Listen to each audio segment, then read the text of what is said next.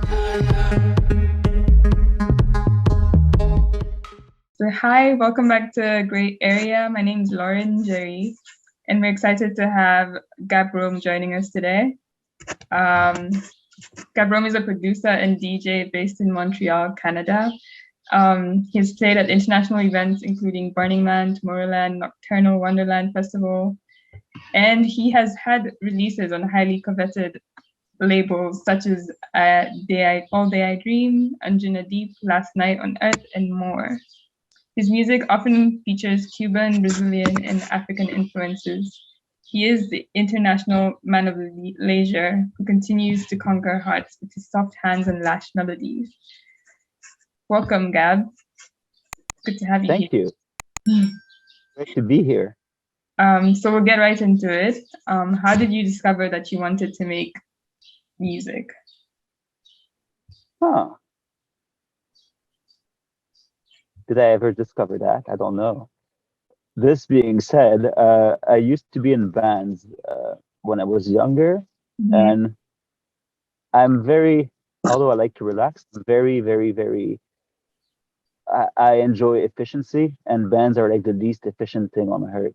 Like it's just impossible to get like a bunch of friends to do anything productive. So I got pretty fed up, discovered dance music, and never looked back.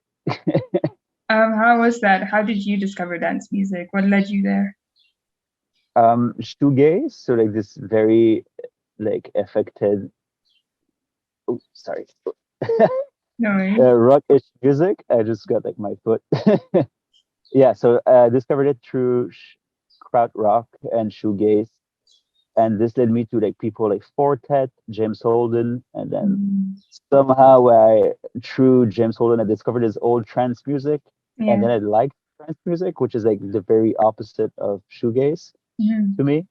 So it's an interesting move, and then yeah, from there, I just started digging and discovered new music. And would you Yeah. say that your childhood had an impact on who you are as an artist today? Oh, definitely. I was on stage at like 5 years old. Like from the very start, I was performing. So yeah, like my parents put me through music school, and like I was learning a few instruments from very early on. And again, being on stage, like when I was very young, just like led me to being very comfortable in front of crowds and just, you know, and I enjoy being on the stage. So I think it comes from my childhood. Yeah, you seem to have watched your sets, and you look very like you feel it. It looks like you're at home when you're on stage. Yeah, it's pretty Um, fun. Honestly, yeah. it's addictive. And what is your secret to evoking such emotion and groove in your music? Like it's very I think sublime. you have to be very, very, very cutthroat with the music that you play, that you present to the world, so that both that you produce and that you play when you DJ. Like if you're not feeling it, why would others feel it? Like this. So like if I'm not dancing, I don't expect people to dance. So I don't know. It's to me, it's a very important thing to feel everything that you do. Yeah, So that's the same thing with my music. Like if I don't get goosebumps from a melody I'm writing, yeah. I'm not expecting others to have goosebumps listening to it. So, to delete a bunch of projects and only keep the best, I think it's better than to release mindlessly anything that you create.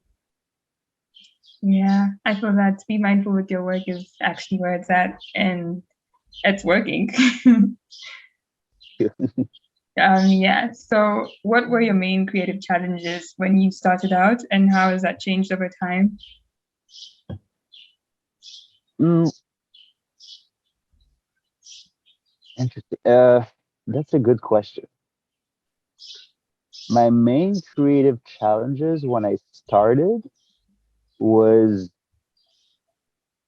to kind of understand house music, not understand it, but like I would not go out that much, and I didn't I didn't necessarily know how it sounded. So like what I was creating was my idea of how it's supposed to sound. Yeah. So it led to some pretty interesting results, and like I almost try to keep it that way Hmm. now. So it's a bit of a challenge, but also quite a blessing. Uh, Now, when it comes to challenges, it's I'm I tend to be very like in a hurry in a way. So like my songs can reflect that. There's not much downtime anymore when I produce. Like it's a very short and snappy arrangement. Yeah. And again, it can be good, but when you play it out, like it can be hard to DJ because the songs are too short. Uh, can I understand? But but again, like I think I prefer listening to that kind of music. So Hmm. Short and sweet.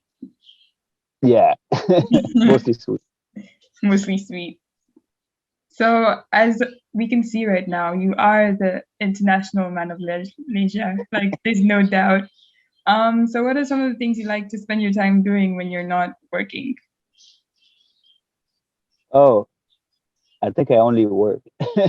Really? No, yeah, yes and no. Like I don't like things that are unproductive, but I really Mhm. love to relax, which is it's a bit of a paradox, and it also leads to a lot of inner conflicts. So I try to like relax while staying productive. So I Perfect get example. massages yeah, when I'm in the studio, like I try to like get massages. I meditate a lot to like try to make sense of my scattered brain. Hmm. I really enjoy a good sauna.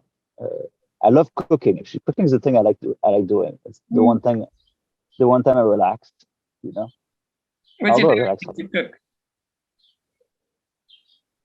lot. It changes all the time. I Mhm. just got more. I just got into Korean food these days. I mean, I've always enjoyed eating it, but cooking it, I never tried, and uh, it's been actually pretty interesting and pretty tasty. Yeah, that's Yeah, amazing. yeah. So that like something I've always been doing is Indian food in general. Like I just love it so much. Yum. It's like you just have to like work out twice as much after because like it's a bit, you know, it's heavy, Yeah, but it's worth it. yeah, definitely. And what have been some of your like greatest highlights through your career in dance music so far? Hmm. I've always found this question difficult Hmm. because you tend to not see them when you're into it. Hmm. You know, uh, what was that movie again? Or like basically like you dream of being in the ocean, but like you don't really see that you're in the ocean until you look around. And I like, I mean, I played Tomorrowland. It was a pretty big deal, I guess. That's a big But deal. like my touring schedule has been like increasingly getting better and better. So like I feel like every week is a new highlight. Not to Yeah. sound braggy or anything, but like it's been pretty good. So like and honestly like being in in the music industry, like it's a very saturated market. Hmm. So just being able to operate at the level that I'm at right now, I feel I'm thankful for that. Although it's like of course I want to keep growing, I'm still thankful for like where I am. I don't know if I answered your question, but I went on What I'm getting is that it's all been a highlight, which is perfect. a Yeah, yeah, like honestly, life is great. and we love that. So we're getting close to the end, and then we'll hop into the speed round. But before we get into that, I'd like to ask if you could tell us about any upcoming releases and plans you have for the year. Yeah, so I'm actually working on releasing my set that I did for at SXM Festival. Mhm. So this is a festival in the Caribbean in March, and I actually enjoyed my set quite a bit that I played there. So like I'm working on clearing the songs and releasing it on Spotify, Apple Music. and in there there's two unreleased song of mine, Hmm. unreleased songs of mine. There you go. Got you. That will also be like available to listen to on Spotify and Apple Music, but won't be out for DJs yet. It's gonna take a few weeks after that. So it's like I'm flirting with a new way of releasing music, basically, Hmm. and see how it works out. But I kind of like this idea of like previewing the music like this and then making it available because it used to be just like, oh, it's out, go buy it, enjoy. Now it's, I don't know, it's more of a smooth process. I like how you're always experimenting with whatever it is that you're doing, and that's really cool. You keep it fresh all the time, so that's I that's tried to. that's why it's always a highlight. I feel like. Yeah, it's always different. I don't know, like my core values is well, one of my core values to try to do things differently. Like if everyone's doing the things the same way, it becomes very boring very quickly, and not just for the creators, but like for also like I don't know, the fans, the people who like enjoy this kind of music. Like, I don't know, like repetition is not always good. So I understand that. just yes. Yeah, sorry. Are you getting a massage as we speak? Yeah, leg massage. That's amazing. Yeah, I don't want like to get hands like in the Oh, like in around the my. cut. But see, you keep keeping it fresh and like see, this is I've never experienced a thing where we're having an interview and someone's on a massage table. So I love it. Again, efficiency. Yeah. Um, so let's get into the quick fires. So it's pretty chill. You just answer the first thing that comes to your mind. Okay. Cool. So what is your guilty pleasure TV show? Oh, TV show. Guilty pleasure? Mm-hmm. Damn. Trailer Park Boys. It's so bad, but it's so good. It's so But it's funny. funny. Yeah. um, Next one will be, would you rather never hear your favorite track again, or would you rather hear your least favorite song at every venue that you visit? uh Never hear my favorite track again. Okay.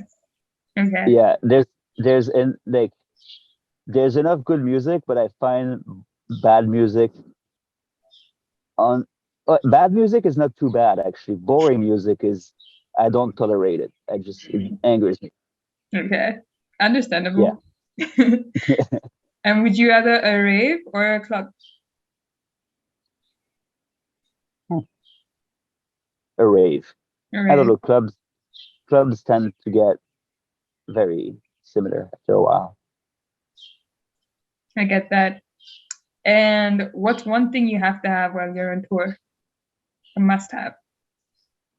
Oh, I actually bring my bathrobes with me. Your bathrobes. Yeah, I have two. Yeah, I bring two because they're like silk, so I can roll them and like they're not too spacey in my luggage, and it allows me to feel at home. They have names, and yeah, What's the story there? Why your bathrobes? I don't know. Like I just, like I guess it started like pretty early on. Like even as a kid, like I just loved the comfort of a bathrobe, and Mm, as I grew older, I became a bit more, um,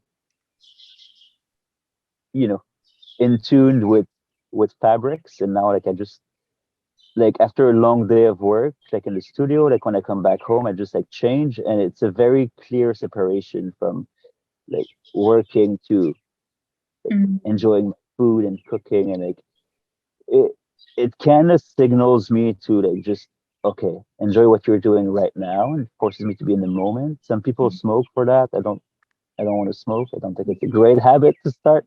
yeah, So I just wear a you're robe. It that's works. amazing. So would you rather have a third nipple or an extra toe? I actually have a third nipple, so No I guess way. yeah, I do. I didn't Well, expect it's like it's you inverted, but yeah, have an inverted third nipple. yeah. That's amazing. So I guess That's the something. question was answered for me.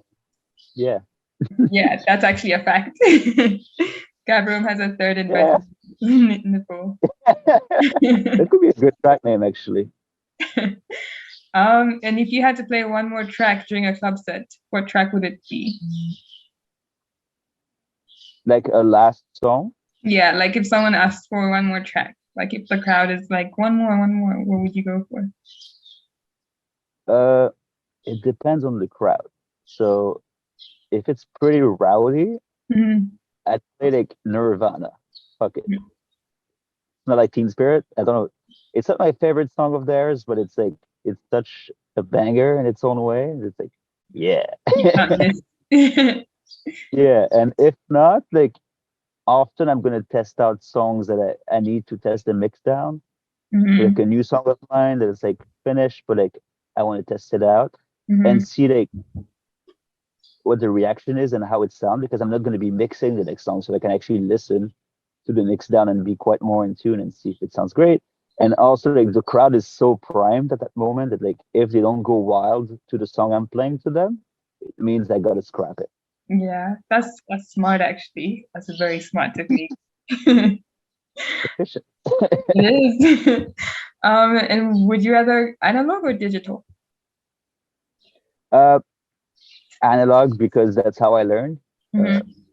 Realistically, when I started, the digital didn't sound good, so as a way to,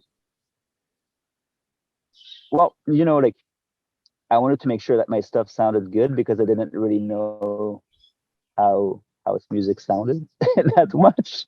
Although Yeah. I did, but like as a safety net, I just bought analog, and then like I just learned to use my hands. And also, I come from like an instrument background, so like clicking on stuff has never been uh, intuitive to me. But this being said, I'm starting to dabble in digital synthesizers more. But like I use the like hardware digital, so like it looks like a analog synth, but it's a computer inside, and these are starting to be very good actually. So you know, I do both now. Okay. That's good to hear. So would you rather a walk in the woods or a dip in the ocean? So work in the wood or dip in the ocean? Yeah, Can I do both? that's a good answer. But if you had to choose, Hmm. So I love the idea of the ocean, but I'm kind of scared of what's at the bottom of it, even though like there's nothing to be scared about. mhm. I mean, like working in the wood, if there's a nice cheese plate available, Again, the it leisure. also depends what the work is. Like if it's just like, you know, looking at trees and eating cheese, I'm all for it. Oh yeah, and some wine. If you could have any superpower, what would it be? Hmm. Yes, maybe flying, but it's kind of boring. Although I would enjoy it quite tremendously to just fly around. I'll, Mhm. uh, huh. Inner combustion, just like combust spontaneously. Yeah, No, maybe not. That's like just as suicidal. Yeah, fuck it, flying. Or flying. no, actually eat unlimited amount of food, Oh, but that's a never good like one. store it Wow. if I choose to. Can I So I can take just that keep one as eating. well? Yeah, that sounds great, huh? Yes, it really does. Yeah, so superpower, just keep eating as much as I want and Mhm. decide if I keep it or not. And lastly, before I die, I want to. Ah, before I die, I want to, but I want everything. So that's you know, I guess that's the answer. Do everything. Have it all. Yeah, I guess that I could say I want to live, but I think I'm already living. Mhm. Yeah, I want everything. Okay. Okay. Yeah. All right, Gab, that's all we have for you today. Thank you so much for taking the time to join me. And yeah, this has been Spotlight with Gab Rhome, and I'm Lauren. So we'll see you next time.